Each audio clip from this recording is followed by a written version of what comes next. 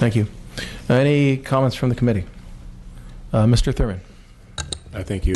Just one. First of all, I just wanted to say to Mr. Lyon, Mr. Myers, thank you for your enthusiasm for the program. People always talk about public-private partnerships, and a lot of times there's not always a lot of there in terms of result.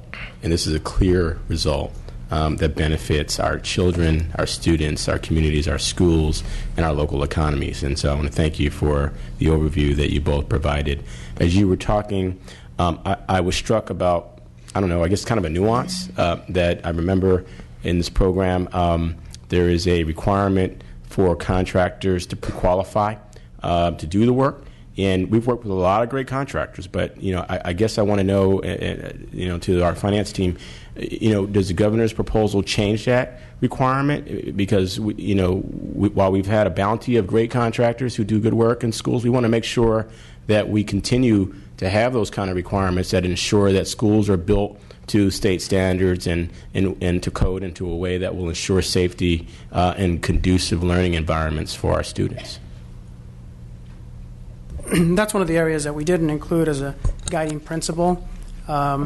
Again, these are just the concepts that we developed that we want to keep in mind, but that wasn't one of the areas that we focused on.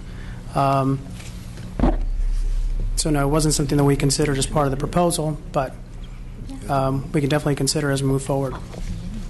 Put another way, are you saying that the governor's proposal does not intend to change that requirement? No. Is that correct? At this point, no. Thank you.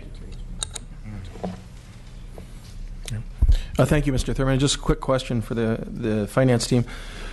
There's some pretty significant policy in some of the things we've talked about today. Should those be handled through the budget or outside of the budget? I would think outside of the budget. As Juan mentioned earlier, we don't have specific trailer bill language that we're obviously proposing. So, we are we're certainly open to obviously any details on a specific new program emerging outside of trailer bill or the budget process. So if it's a policy bill, we're open to obviously working with the legislature on a policy bill. That's fine. At first glance, it appears to be significant policy to me. So thank you. Understood. Mr. Myers and Mr. Lyon, you are excused. If we could have up, please, next, Jeff Vaca from the California Association of School Business Officials.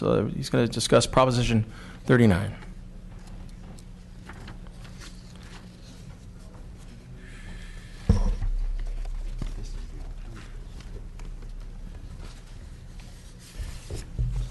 Thank you, Mr. Chair, Mr. Vice Chair, Assemblymember Thurman, and staff. My name is Jeff Vaca, and I represent the California Association of School Business Officials, CASBO. Our organization represents nearly 4,000 individual members as well as hundreds of local education agencies on issues primarily related to school finance and school business. Our members are not just chief business officials, but directors and other staff in disciplines such as facilities and construction, maintenance and operation, home-to-school transportation, purchasing, risk management, and numerous others. So it probably won't come as a big surprise to hear that one of the top priorities for our organization this year is the future funding of school facilities in California. We've recently adopted language for our 2015-16 legislative platform that does three things. It supports placing an education bond on a statewide general election ballot in 2016, opposes the use of Proposition 98 funds as a source for the statewide school bond program or school facilities program, and also states our position that any new statewide school facilities program must maintain the historic partnership between the state and local school districts for financing school facilities. Your committee staff today has asked me to comment on the governor's proposal outlined in your background materials to expand local funding capacity by adjusting the assessed valuation caps for specific bond measures, as well as the total caps on local bonded indebtedness for local education agencies that were placed in statute with the passage of Proposition 39 in 2000. Before I do that, I do want to thank Mr. Morelos and Mr. Todd from the Department of Finance. They did reach out to education stakeholders last fall. We had conversations about many of these issues, and I do believe that they are making a genuine effort to create a program that reflects many of the concerns that they have been hearing from folks with education entities in the field, which is not to say that we agree with everything that they're proposing. Mr. Morelos provided some background on the assessed valuation caps and total bonded indebtedness caps, but just very quickly, the total bonded indebtedness of a school district cannot exceed 1.25% of the taxable assessed valuation of property for elementary and high school districts and 2.5% for unified school district. Now, these limits can be waived by the State Board of Education, and I looked at the 5-year period between 2009 and 2013 to see how many school districts had received such a waiver from the State Board. There were 21 school districts in that 5-year period, but 10 of those having been granted in 2013 alone. And additional information provided by the Department of Education indicates that 17 additional waivers of that type were granted going back to 1999.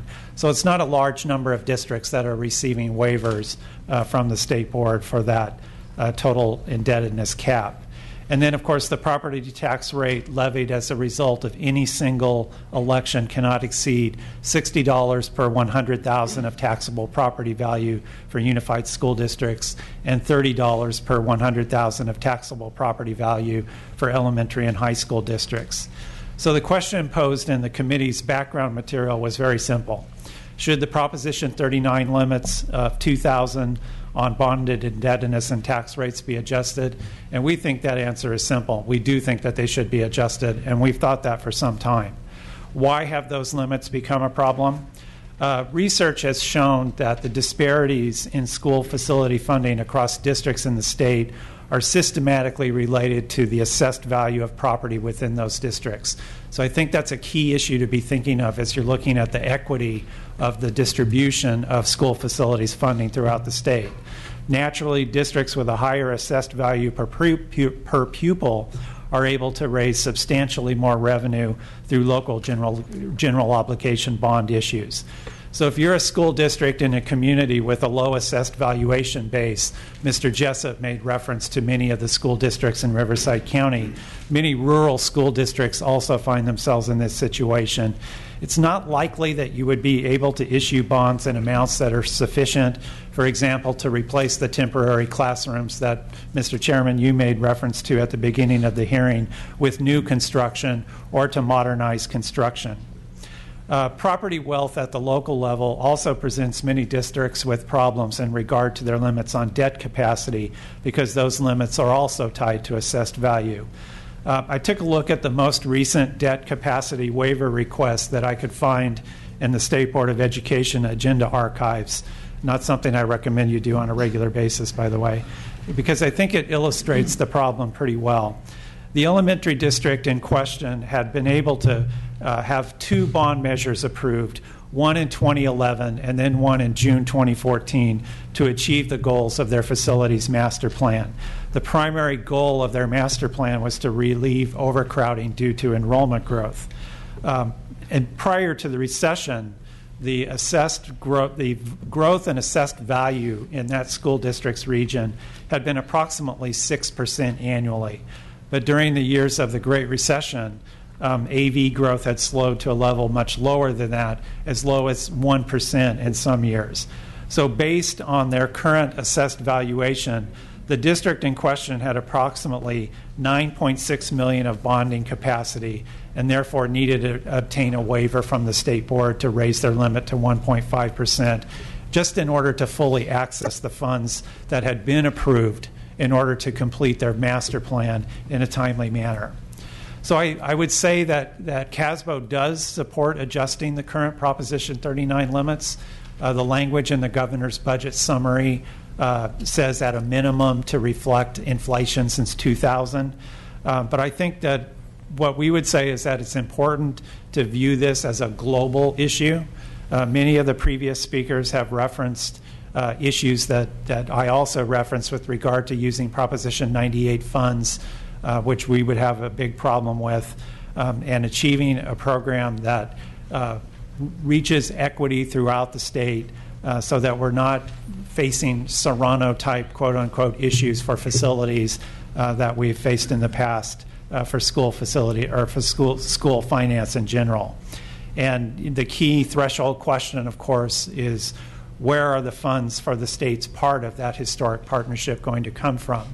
I think that we're open to creative thinking, for lack of a better term. I know some folks are already thinking about alternatives to bond financing, but I think I would close simply by saying that we have a fundamental but respectful disagreement with the governor. We do not view using bond financing to fund school facilities as being fiscally irresponsible. So thank you for the opportunity to comment today. Thank you, Mr. Vaca. Any comments from the committee? Hearing no comments, thank you, Mr. Vaca. Thank you. Now we're going to have our next topic is routine maintenance, and Joe Dixon of the Santa Ana Unified School District will comment.